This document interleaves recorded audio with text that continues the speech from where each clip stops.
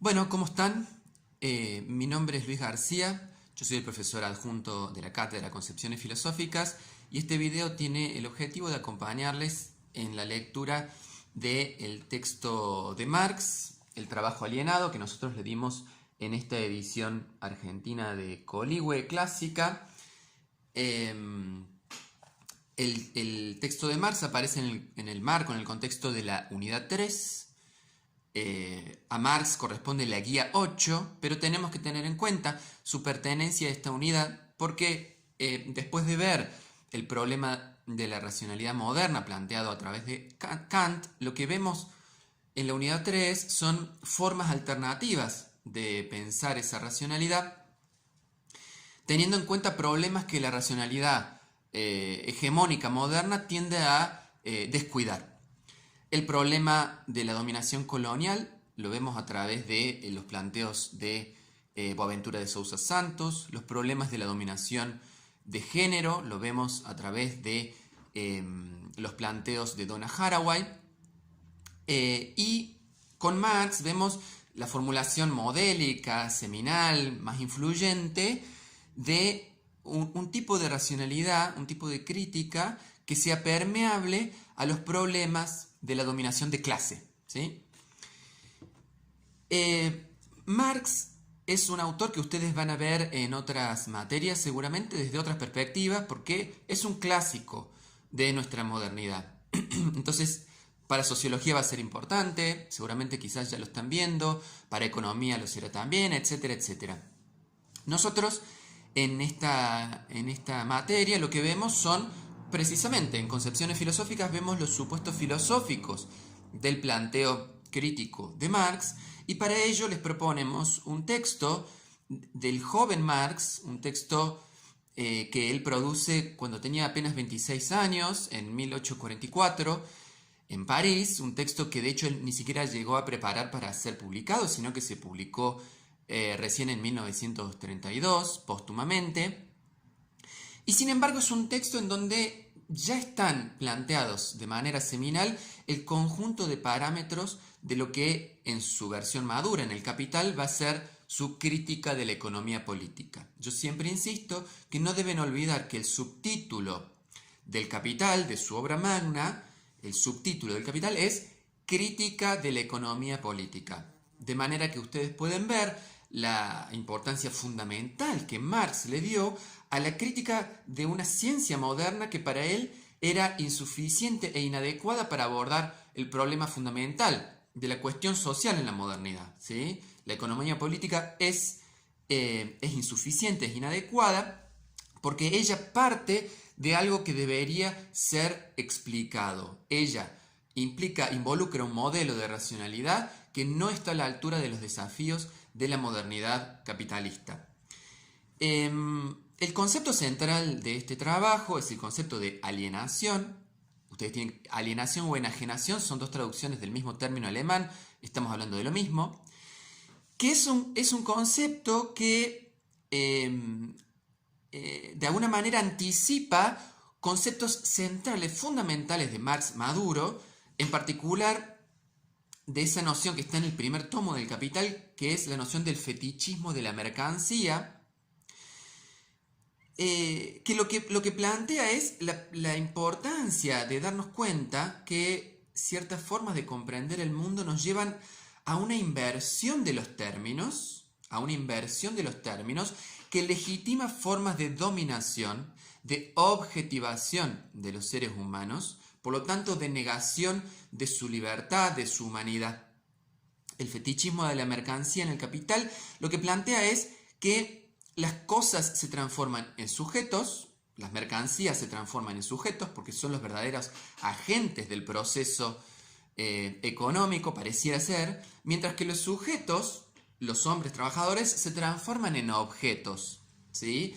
Ese sería el núcleo de lo que Marx llama el fetichismo de la mercancía. Fíjense cómo elementos, digamos, de la crítica de la economía política están abrevando en una crítica de la religión, ¿no? Porque el modelo de este esquema de la inversión, precisamente, y Marx un poco lo sugiere en el texto que tienen para leer, es el modelo de la creación de Dios por parte del hombre. El hombre de alguna manera compensa todos sus déficits, todas sus faltas, todas sus miserias, proyectando en la idea de Dios ese conjunto de, bueno, de aspiraciones y anhelos, pero eso que él proyecta, sin embargo, se convierte en algo dominador sobre sí. Aquello que él crea termina dominándolo. El objetivo de la crítica de la economía política es emancipar al hombre de este engaño, digamos así, que invierte los términos. Para la ciencia moderna, bueno, la economía política es esa ciencia que invierte los términos. ¿Por qué invierte los términos? En primer lugar, porque, como dice, ustedes verán, la primera página que tienen para leer, a partir de la economía política, el trabajador es degradado al nivel de una mercancía. Es decir, la economía política no considera al trabajador como trabajador, considera al trabajador como mercancía. ¿Por qué? Porque lo hace desde la perspectiva del capitalista. ¿Por qué? Porque para el capitalista el trabajo, como trabajo libre que se ofrece en el mercado de trabajo, es como cualquier otra mercancía que utiliza para maximizar el beneficio, para producir la mercancía que quiere producir. Entonces compra trabajo para fabricar, qué sé yo, zapatos, para fabricar mesas o sillas. Así como compra madera, compra trabajo. Cuando el trabajo es convertido en mera mercancía, entonces es cuando para Marx se produce todo ese proceso de inversión que va a analizar en este texto. Y va a culpar a la economía política por ser un tipo de discurso, un tipo de racionalidad, para decirlo en los términos de nuestro programa, que oculta ese proceso, de inversión. La crítica tiene la tarea fundamental de revelar esa inversión, ponerla de manifiesto para que no se reproduzca. Si el trabajo es entendido como mera mercancía, es decir, como un salario que tiene un determinado monto, incluso diríamos un precio de mercado, de hecho así funciona, como un factor más de la producción, estamos muy acostumbrados a pensarlo así, sobre todo ciertas concepciones de economistas neoliberales que piensan al trabajo como un factor más de la producción, como una variable más de ajuste, porque no están viendo que esta mercancía es una mercancía muy muy especial. Y este es el corazón del planteo de Marx, incluso del Marx maduro. Para que funcione el capitalismo, el trabajo tiene que convertirse en mercancía, porque es la única mercancía que está en condiciones de valorizar el capital. La singularidad enorme de esa mercancía es lo que permite que el capital se valorice, pero también es lo que permite que el ser humano se convierta en un ser enajenado, alienado, un ser, digamos así, sometido al producto de sus propias potencias, algo ominoso, algo deleznable, algo que la sociedad moderna debería poder combatir.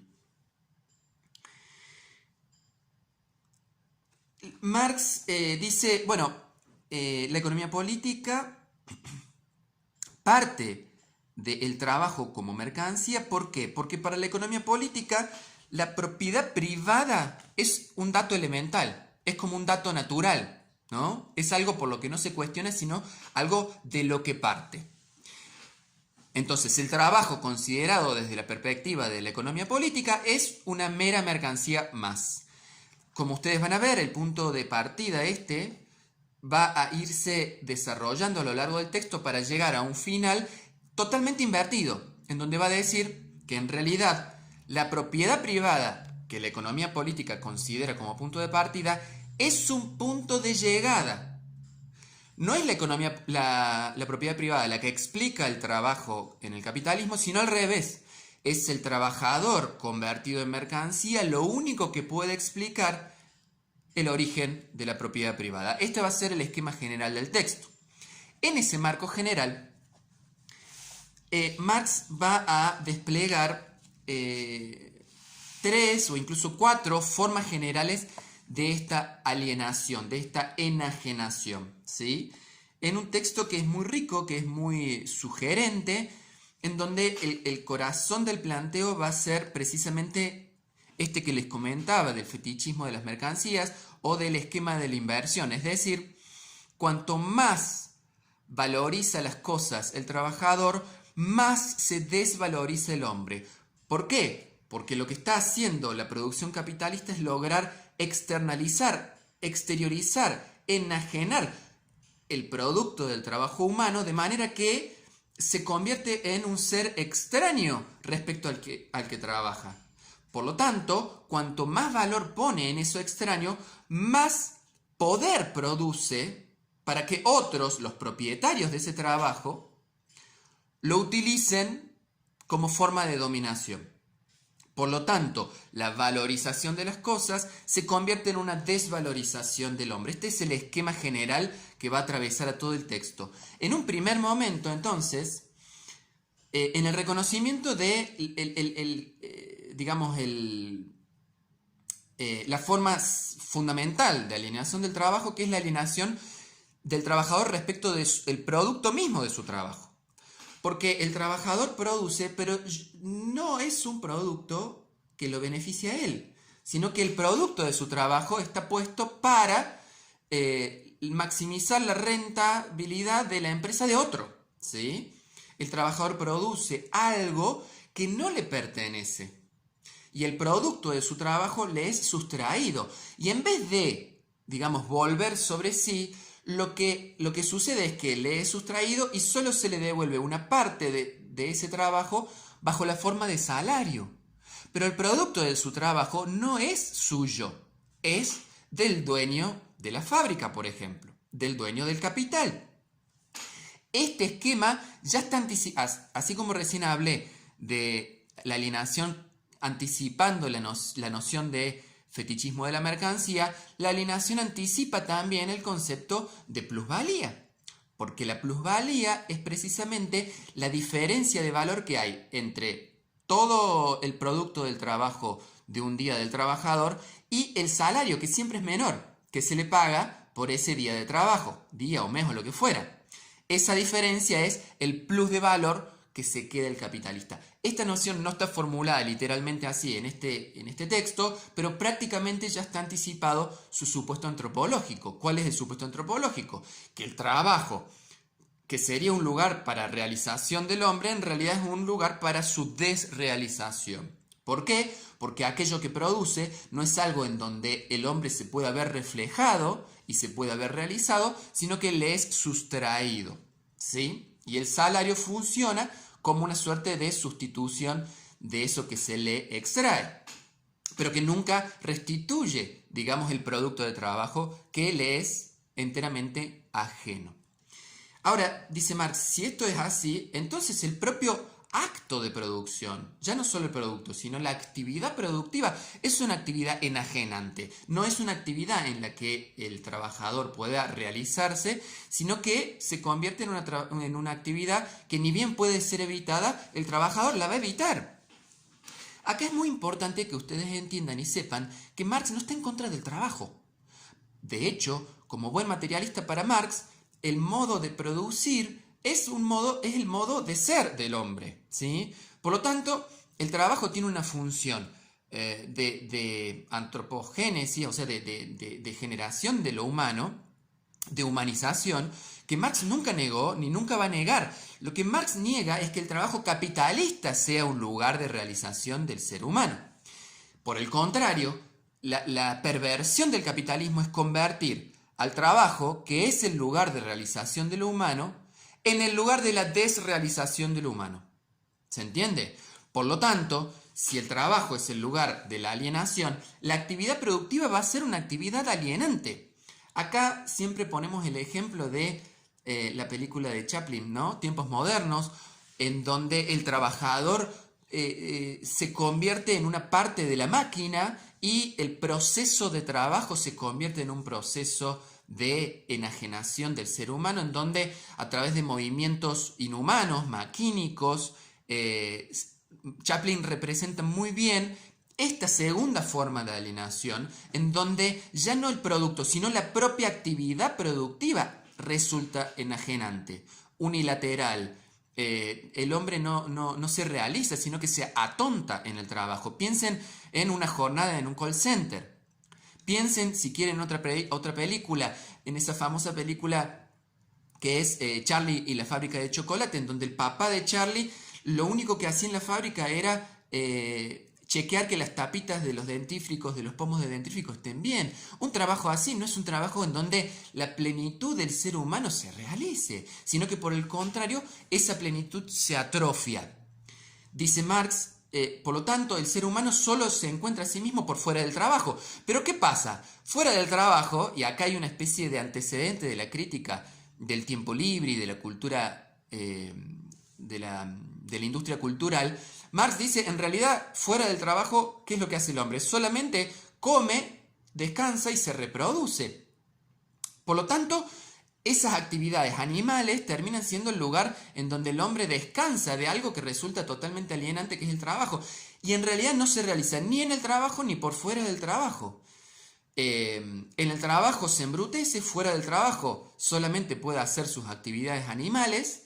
Entonces, es un estado general de alienación. No se confundan, porque algunas veces ustedes creen que Marx dice, que fuera del trabajo el hombre se realiza. No, la crítica de Marx es más radical. Aún fuera del trabajo, desde el momento en el que el trabajo es trabajo alienado, fuera del trabajo el hombre no hace más que reproducir su ser animal.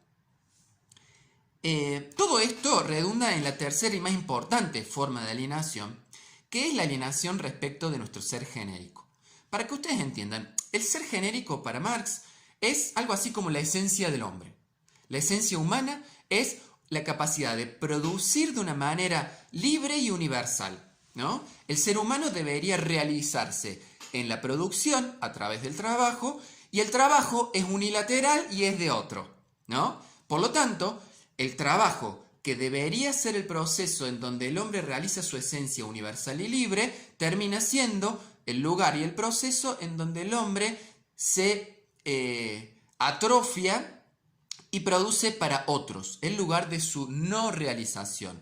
Por lo tanto, ese lugar de mediación entre el hombre y la naturaleza, ese lugar en donde el hombre encuentra su propia naturaleza, que a diferencia de la naturaleza de otros animales, implica esa capacidad de producir de manera consciente y voluntaria, de manera universal, ¿no? Una abeja puede producir muy bien su panal, pero no puede producir más que un panal. El ser humano, en cambio, puede reproducir, dice Marx, toda la naturaleza, puede producir según los cánones de la belleza, puede producir de una manera universal y libre. Eso es lo que debería poder hacer el hombre desde una perspectiva materialista. El hombre libre desde una perspectiva materialista es un hombre que puede producir conforme reglas universales y libres. Eso es lo que no puede hacer el ser humano en el contexto del capitalismo, y por lo tanto, dice Marx, el capitalismo enajena al ser humano de su propia esencia, de su propio ser genérico.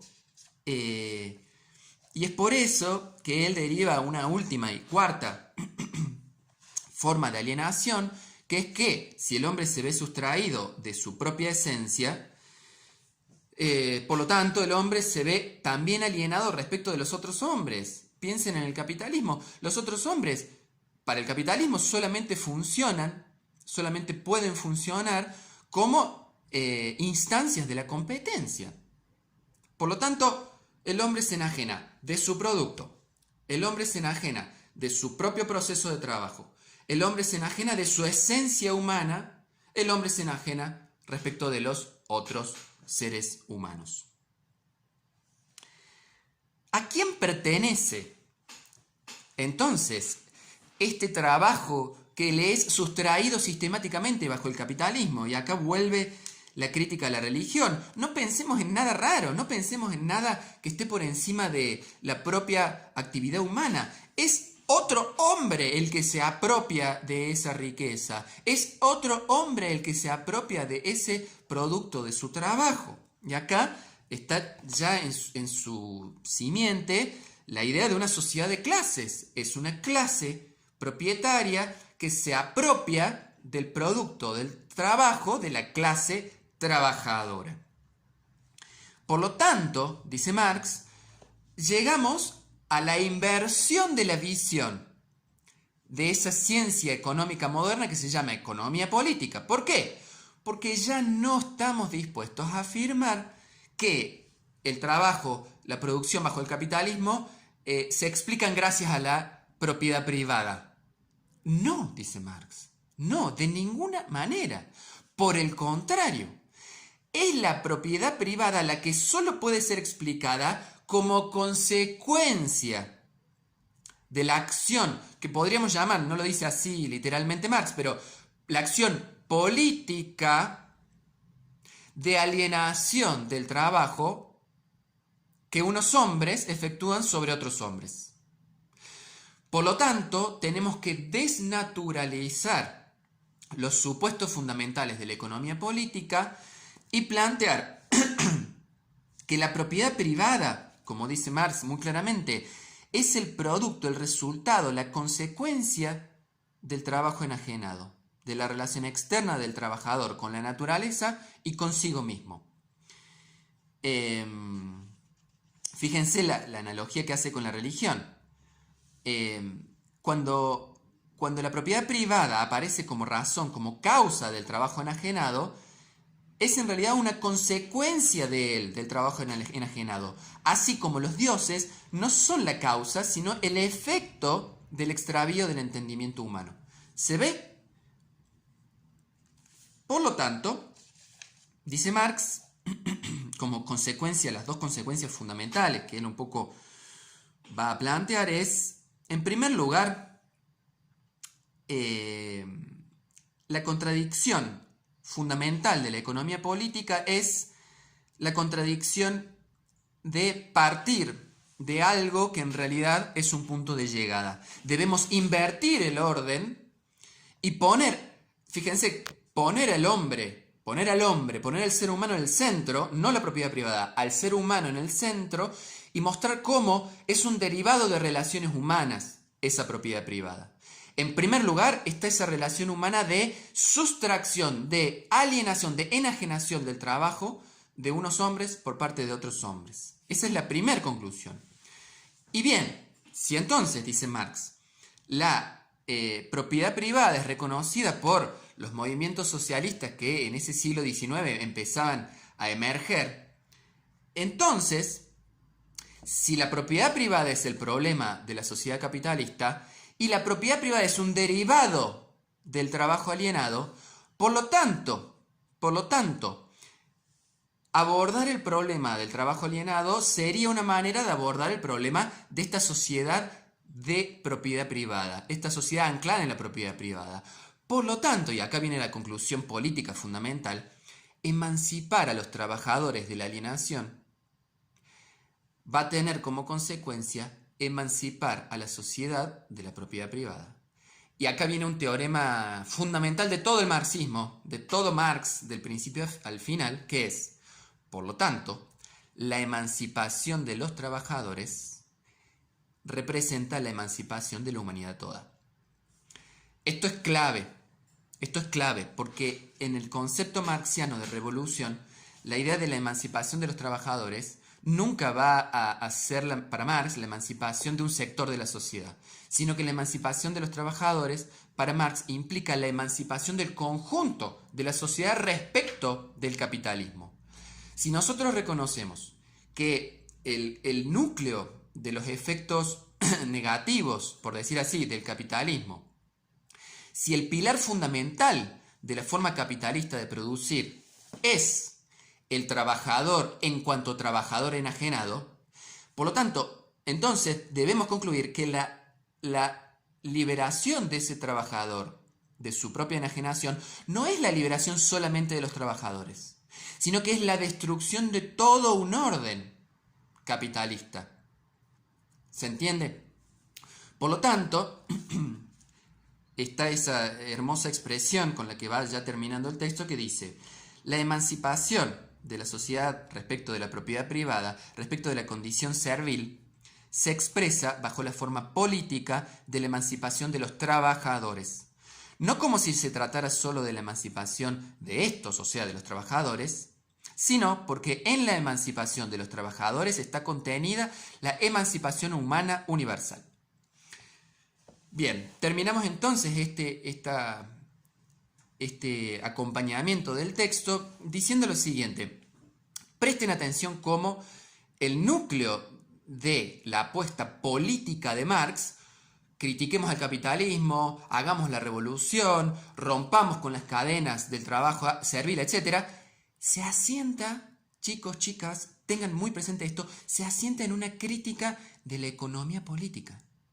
O sea, la racionalidad moderna con la que se abordan los problemas económicos es lo que para Marx está en el centro de la agenda. Solo como un derivado de eso saca la conclusión de la revolución de los trabajadores como emancipación de la humanidad. Pero primero se aboca a una, digamos así, deconstrucción de las categorías con las que la economía política legitima un orden social capitalista, para después sacar sus conclusiones histórico-políticas. Pero primero, Marx es un gran crítico de la racionalidad moderna, ¿sí? Esto es muy importante para los intereses de nuestra materia. Entonces, en esta unidad 3, el objetivo es ese, que ustedes puedan ver cómo incluso una apuesta política tan influyente e importante como la de Marx tuvo en el corazón de su empresa no tanto una suerte de agitación política o una crítica moral de los capitalistas como seres codiciosos, sino una crítica epistemológica a un cierto orden de legitimación científica del capital. Por eso el subtítulo del Capital es Crítica de la economía política. Es decir, hay una crítica a una ciencia antes que nada, como condición de una crítica política a un orden social. Espero que se haya entendido y que hayan entendido por qué este subsuelo antropológico de Marx es tan importante.